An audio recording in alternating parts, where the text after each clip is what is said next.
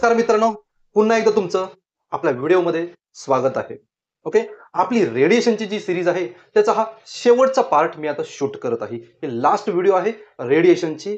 तर हा जो पार्ट शिकणार आहे त्याच्या अगोदर तुम्हाला spectral distribution of black body शिकायला लागेल. त्यासाठी ब्लॅक बॉडी माहित पाहिजे, ते ब्लॅक बॉडी करते काय हे माहित पाहिजे. एवढी जर सगळी इन्फॉर्मेशन माहित असेल तर हा पॉइंट बघा, नाहीतर काही समजणार नाही. रट्टा मारायला लागेल, पाठांतर करायला लागेल, न्यूमेरिकल सॉल्व्ह होणार नाहीत, एमसीक्यू सॉल्व्ह होणार नाहीत आणि बऱ्याच गोष्टी तुम्हाला समजणार नाहीत. तर त्या बघण्यासाठी माझ्या ज्या जुन्या व्हिडिओ मी अपलोड केलेल्या आहेत आपल्या प्यारशा आवडत्या चॅनलवरती, त्या पहिला बघा, नंतर ही व्हिडिओ बघा. आणि जर ज्यांनी त्या व्हिडिओ बघितले असतील तर बिंदास तुम्ही तुमची पेन, पेन्सिल, नोटबुक घ्या आणि तयार राहा. काय शिकणार आहोत? Stefan Boltzmann law of radiation.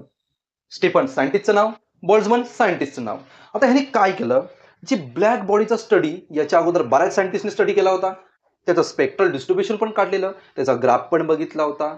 तर ह्या स्टेफनने काय केलं, स्टेफनने एक कन्क्लुजन काढलं. जी ब्लॅक बॉडी जी हीट रॅडिएट करते त्याचा आणि टेम्परेचरचा काहीतरी संबंध आहे. म्हणजे हीट जी रॅडिएट करते, बॉडीमधून जी हीट बाहेर येते ती टेम्परेचरवर डिपेंड आहे. हे स्टेफनने सांगितलं. 5 वर्षानंतर बोल्ट्झमनने सांगितलं, आफ्टर 5 इयर्स. त्याने काय केलं, याच्याशी रिलेटेड आहे माहिती, पण कसा, कुठल्या पॉवरमध्ये ते सांगितलं बोल्ट्झमनने. म्हणून ह्या दोघांना मिळून स्टेफन बोल्ट्झमन लॉ असं म्हणतात. तर त्यांनी काय नियम बनवला माहिती, law R is directly proportional to T⁴.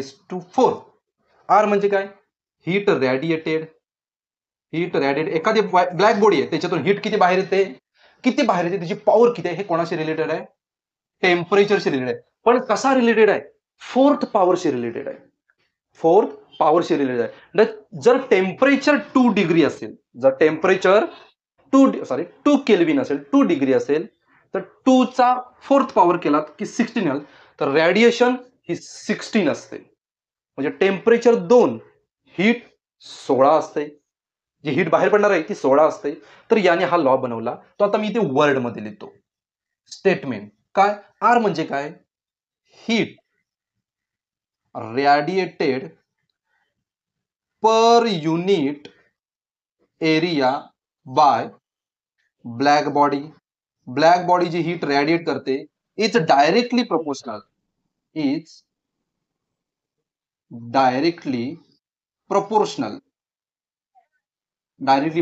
To 4th power of temperature.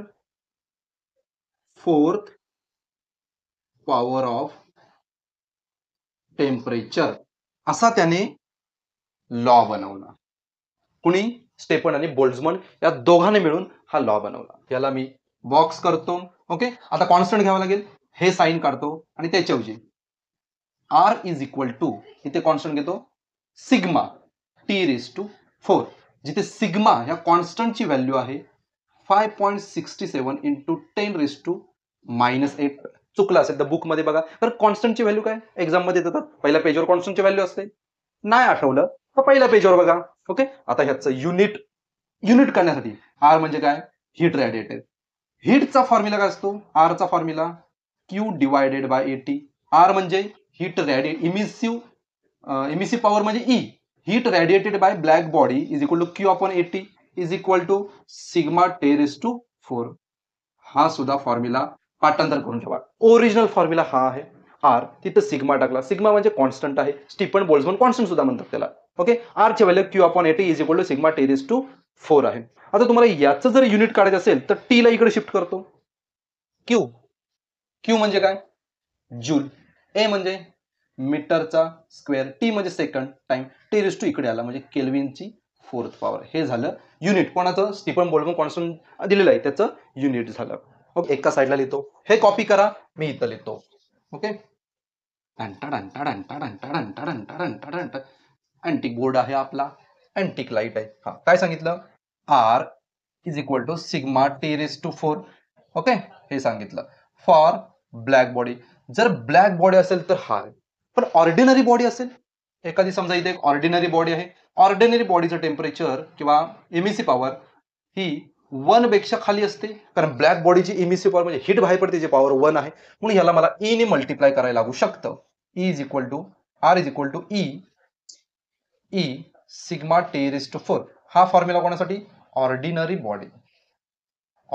Body ज्याच्यातून हीट बाहेर पडत असेल तर त्याचं टेम्परेचर किती असेल, त्यासाठी E ने मल्टिप्लाय करायचं. ओके, E हा एक कॉन्स्टंट आहे, दोन कॉन्स्टंट आले. आता एक इमॅजिन करा एक ऑर्डिनरी बॉडी इथं मी ठेवलेली आहे आणि समजा ही पॅक रूम आहे. ओके, पॅक रूम आहे.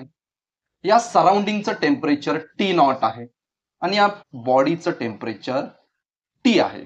सराउंडिंगचं टेम्परेचर T0. इमॅजिन करूया let it be 30 degree Celsius आणि याच बॉडीचं टेम्परेचर आहे 40 डिग्री सेल्सिअस. ओके, आता काय होणार, याचं टेम्परेचर जास्त आहे, याचं टेम्परेचर कमी आहे. मग हीट या ब्लॅक बॉडीमधून हीट बाहेर पडणार, मग हा जो डिफरन्स आहे त्याच्यावरून तुम्ही हीट रेडिएशनची व्हॅल्यू काढू शकता. कसं ते बघा, R is equal to sigma मी ऑर्डिनरी बॉडीसाठी घेतोय. ओके, टी म्हणजे टेम्परेचर. आता दोन टेम्परेचर मधला डिफरन्स, आता मोठं टेम्परेचर कोणाचं, याचं, त्याला पहिलं घ्या, त्याची 4th पॉवर, मायनस याचं टेम्परेचर किती, T0, याची 4th पॉवर. हा झाला फॉर्म्युला कधी, जर सराउंडिंगचं टेम्परेचर लो असेल आणि समजा सराउंडिंगचं टेम्परेचर हाय असेल, म्हणजे इथे समजा 50 डिग्री आहे आणि याचं टेम्परेचर 20 डिग्री आहे. मग काय होणार, ही बॉडी बाहेरची हीट ऍब्झॉर्ब करणार. मग हे टेम्परेचर पहिलं लिहितो, मायनस बॉडी टेम्परेचर. हे कधी, जर सराउंडिंगचं टेम्परेचर हाय असेल, इथलं टेम्परेचर हाय, इथलं टेम्परेचर लो, तेव्हा हा फॉर्म्युला आपण यूज करायचा. फॉर्म्युला बेसिक तोच आहे, फक्त टेम्परेचर मधला डिफरन्स मी घेतलेला आहे. ओके, कारण हीट बाहेर पण टाकू शकते, हीट ऍब्झॉर्ब पण करू शकते. मग हीट रेडिएशनची पॉवर कशी काढणार, डिफरन्स नाही काढणार. समजलं. याच्यावरती आपण एक छोटंसं एक्झाम्पल बघूया. Calculate energy radiated in 1 minute. T is equal to 1 minute by black body. Area दिलाय A is equal to 200 centimetre square. Temperature दिलाय T is equal to 127 degree Celsius आणि बोल्ट्झमन कॉन्स्टंट दिलाय 5.7 इंटू 10⁻⁻8. ओके, याचं unit दिलेलं आहे. त्यांनी विचारलं energy radiated. आता डिफरन्स बघा, एनर्जी रेडिएटेड सिम्बॉल Q आणि इमिसिव्ह पॉवर किंवा रॅडियंट पॉवर, जेव्हा पॉवर वर्ड येतो तेव्हा R यूज करायचं आणि एनर्जी रेडिएटेड येतो तेव्हा Q.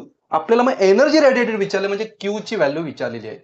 Q is equal to question mark. आता एवढं सगळं कॉम्बिनेशन मध्ये T आहे आणि स्टिफन दिलाय. मग एक्झामला जाऊन काय आठवायचं, जर स्टिफन कॉन्स्टंट दिला असेल तर 100% फॉर्म्युला स्टिफन बोल्ट्झमन लॉवाला यूज करायला पाहिजे. कुठला, R is equal to sigma T raise to 4. पण R ची व्हॅल्यू तर आपल्याला माहित नाहीये, पण R वरनं तुम्ही Q वर जाऊ शकता. Q upon AT is equal to sigma T raise to 4. तर R चा फॉर्म्युला Q अपॉन AT आहे. आता बघा, AT ला तिकडे नेतो, Q is equal to AT, T म्हणजे time, sigma T raise to 4. Number put करतो सगळे. A म्हणजे एरिया 200 सेंटीमीटर, याचा मीटर मध्ये करताना ह्याला फक्त 10⁻⁻4, कारण सेंटीमीटरचा स्क्वेअर आहे म्हणून ह्याचा आपण स्क्वेअर केला. 200 इंटू 10⁻⁻4 मल्टिप्लाय. T म्हणजे time, 1 minute means 60 second. Time should be always in 60 second. सिग्माची व्हॅल्यू दिलेली आहे 5.7 इंटू 10⁻⁻8 मल्टिप्लाय बाय टेम्परेचरची 4th पॉवर. पण टेम्परेचर सेल्सिअस मध्ये दिलंय, मग त्याला केल्विन मध्ये करण्यासाठी 273 ऍड करा की त्याचं केल्विन मध्ये होईल.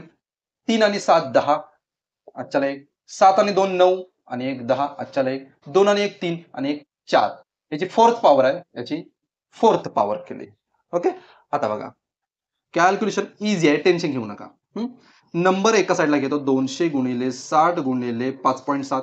10⁻⁴ एका साईडला घेतो, 10⁻⁻4 10⁻⁻8 मल्टिप्लाय किती होणार, 10⁻12 होणार. त्यांचा स्क्वेअर कसा करायचा, सोपा आहे. 4चा वर्ग 16, 4चा वर्ग 16, 2 शून्य आहेत, 4 दोन्ही 8 म्हणजे किती, 8 शून्य येणार. मी असं लिहितो 10⁻8 लिहितो. परत बघा, 4चा वर्ग, 4ची 4थी पॉवर आहे, सॉरी इट्स माय मिस्टेक, 4 ची fourth power 4 multiply by 4 multiply by 4 multiply 4 4 चौक 16 16 चौक 64 64 चौक 4 चौक 16 16 चौक 64 64 चौक 64 चौक 4 चौक 16 चले 6 चौक 24 आणि 25 256 256 10 रेस टू हे 2 शून्य आहेत 2 शून्य आणि 4 दुनी 8 8 होईल. ओके परत आता 10 रेस टू 12 आणि 10 रेस टू 8 -12 -8 किती होणार? अरे बताओ बताओ कमेंट करके बताओ. 256 गुणिले 12 8 गेले 4 राहिले पण हा मोठा आहे म्हणून -4 याला आता टच करायचं. आता फक्त राहिले नंबर. आता बघा 200 गुणिले 6 6 दुनी 12 1 2 3 1 2 3 0. ओके 5.7 गुणिले 256 गुणिले 10 रेस टू -4. ओके आता हे 3 शून्य आणि 10 रेस टू -4 ते 3 शून्य म्हणजे किती 10चा 3 3तून 4 गेल्या 1 राहणार म्हणजे इथे राहणार -1 राहणार म्हणजे हे शून्य गेले. ओके परत आता फक्त आता 3 नंबर मल्टिप्लाय करायचे करूया. 12 7 84 8 कॅरी 12 5 60 आणि 8 68 झाला किती झाला 1 पॉईंट दिला मल्टिप्लाय बाय 256 गुणिले 10 रेस टू -11. आता हे फक्त तुम्हाला मल्टिप्लाय करायचं आहे. हे नंबर आणि हे नंबर या दोघांचं मल्टिप्लिकेशन जर केलं तर 175104 एवढा मल्टिप्लाय येणार. आता एका नंबर नंतर पॉईंट आहे म्हणून इथं दिला मल्टिप्लाय बाय 10 रेस टू -11. हे पण तुम्ही आन्सर इथे इथपर्यंत जरी सोडवलं तरी चालेल पण तुम्हाला वाटलं 10 रेस टू -1 घालवायचं आहे मग पॉईंट इकडे अजून सरकणार 1751.04. आता ही काय आहे रॅडियंट एनर्जी आहे म्हणून ह्याला जूल एवढी एनर्जी बाहेर पडेल असं कॅल्क्युलेशन आहे. मी कुठलाही लॉग टेबल यूज केलेला नाही. लॉग टेबल कधी यूज करायचा तेव्हा एक्स्ट्रीम कंडिशन काय सुटतच नसेल मल्टिप्लाय डिवाइडच होत नसेल त्यावेळी लॉग टेबल यूज करा नाहीतर सिंपल मेथड यूज करा. कॅल्क्युलेशन समजलं नसेल तर व्हिडिओ परत पाठी घ्या परत बघायला स्टार्ट करा.